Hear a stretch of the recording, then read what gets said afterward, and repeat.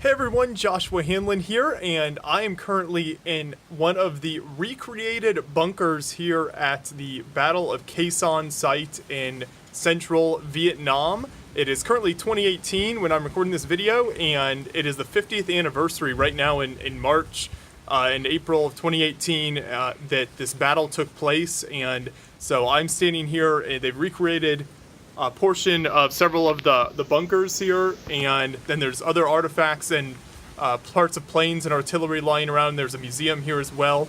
So this is a fascinating battle site, a major pivotal moment. It was kind of during and led up to the Tet Offensive that was taking place at the same time, almost a distraction. So Khe Sanh was one of the major kind of fire bases here close to the demilitarized zone in Vietnam. There was also the Rock Pile and Camp Carroll and a few others as well, and so this was one of those bases that was near the demilitarized zone where they tried to hold the northern Vietnamese from coming down further into South Vietnam.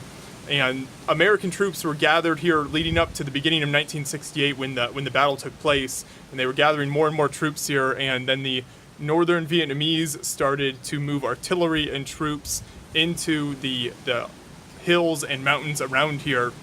This was very concerning to the Americans, especially President Johnson at the time, because a similar thing had happened to the French, Dien Bien Phu, when they were defeated in Vietnam before America came, and they really wanted to avoid another defeat and similar tactical and strategic problems that the French had had, and so they started pouring more and more men in here.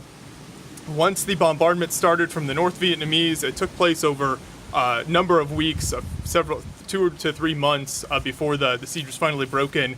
The bombardment got worse and worse, and so they couldn't bring more men into Khe Sanh. They had to start airdropping supplies as it got worse and worse, and then they eventually were just bombing daily, tons and tons of aerial bombing around Khe Sanh. The Americans, they dropped roughly 5 tons worth of bombs for every North Vietnamese soldier that was around Khe Sanh. That's how much intense bombing from B-52s and other planes around the base. They tried to keep Khe Sanh from being overrun.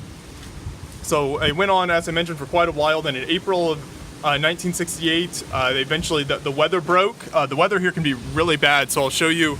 It's quite windy and rainy out here, and during this time of year it can be very difficult to move troops around, and so it wasn't until April of 1968 that they were able to move more men in and really support the base as much as was needed. And by then it had served as a distraction for the Tet Offensive and had achieved the purpose that the North Vietnamese wanted with it. So it wasn't as strategic anymore, but there were other battles that took place here later in the war. So that's a little glance at Khe Sanh. I hope you enjoyed the video. Thanks for watching.